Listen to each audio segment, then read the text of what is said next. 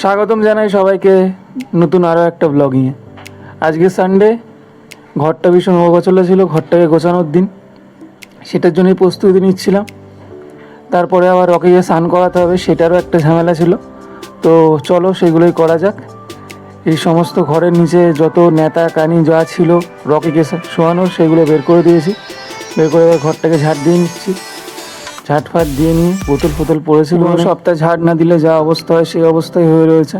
চারিদিকে রকির লুম, ধুলো আর যাবতীয় যা ছিল সব খাটের তলাতে দেখছি ডাম্প হয়ে রয়েছে, সেগুলো সব বের করে পরিষ্কার করতে হবে। তারপরে আবার মহারাজাকে স্নান করাতে হবে, সেটা আরও একটা ঝামেলা। মহারাজার স্নান হয়ে গেলে তারপরে আজকের কাজটা শেষ হবে।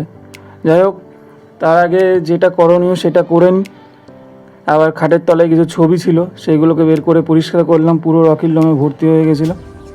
করে ওইগুলোকে ফ্রিজের মাথায় রাখলাম। অ্যাকোরিয়ামের মাছের জলটাও অনেকটা কমে গেছে, ওখানেও জল দিতে হবে।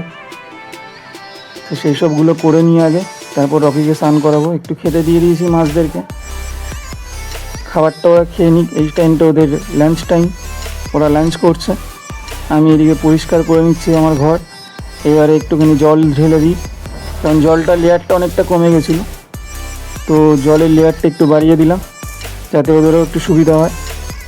আমার মোটামুটি ঘর পরিষ্কার হয়ে এসছে, ঘর পরিষ্কার হয়ে গেছে। এবার মহারাজাকে বের করতে গেছি, কিন্তু মহারাজাকে কি আর এত সহজে বের করা যায়, সে আর এক ঝামেলা। তো যাই হোক, আরও খুঁটিনাটি যেগুলো ছিল সেইগুলো একটু পরিষ্কার করে নিলাম ঘর থেকে। এবার মহারাজাকে বের করার পালা। এই টেনে টেনে বের করতে হয়, কারণ ব্যাটা জানে আমি ওকে স্নান করাবো। এই যে চলে এসেছি স্নান করাতে, আর তার মুখের রিয়াকশান দেখো। বলে, মালিক ছেড়ে দাও মালিক, এরমভাবে ঘষাঘষি করো না আমাকে। আমি বলছি, ওরে তোর গা দিয়ে গন্ধ বেরোচ্ছে, কোনো মেয়ে আসবে না, শান্ত কর রে পাগলা। তো সে স্নান তো করতে চায় না, তাকে মোটামুটি ধরে বেঁধে স্নান করাতে হয়, সেটাই করাচ্ছি এখন আমি। দেখে মনে হচ্ছে খুব শান্ত, কিন্তু না, একদমই না। এটা স্নানটা আমি করাচ্ছি বলে শান্ত। যদি অন্য কেউ হয়তো তাকে দেখিয়ে দিত যে ও কতটা শান্ত, কতটা ভদ্র ছেলে। খুবই অভদ্র। আবার তাকাচ্ছে দেখো ড্যাব ড্যাব করে, যেন ওর সাথে কত বড় অন্যায় করে ফেলছি আমি ওকে স্নান করি। কোমর টোমর এমনভাবে বেঁকিয়ে দাঁড়িয়ে থাকবে যেন কি বিপদ, ওর জীবনে যেন একটা বিশাল বড় সমস্যা নেমে এসছে। আজকে রোববার না, স্নান করবে। স্নান হয়ে গেছে, যেই তিরিং বিরিং করে বাঁদরের মতন লাফিয়ে চলে এলো বাঁদরটা বাইরে। এবারে ওর গাটা মুছিয়ে দিই, নাহলে ঘরে ঢুকে পুরো জল জল করে দেবে। তো যাই হোক, ও ঘরে যাওয়ার জন্য একদম রেডি। দরজা যেই খোলা দেখেছে ওই দিকেই মুখ, খাটের ওপর তুলে দিয়েছি, নাহলে পুরো আবার যে যা ছিল তাই হয়ে যাবে। ভালোভাবে গাটা মুছিয়ে দিচ্ছি যাতে ঠান্ডা না লাগে। ওর একটু ঠান্ডার ধার আছে। এখন মোটামুটি ঠিক আছে, চলো।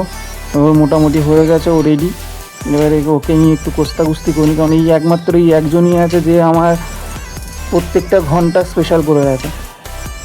আমি যদি মুড অফ করে থাকি, আমার যদি বোরনেস কাজ করে, মোটামুটি রকির সাথে টাইম স্পেন্ড করা মানে ওইটুকু টাইম আমার পার হয়ে যাবে। যাই হোক, আজকের ব্লগিং এখানেই শেষ। টাটা।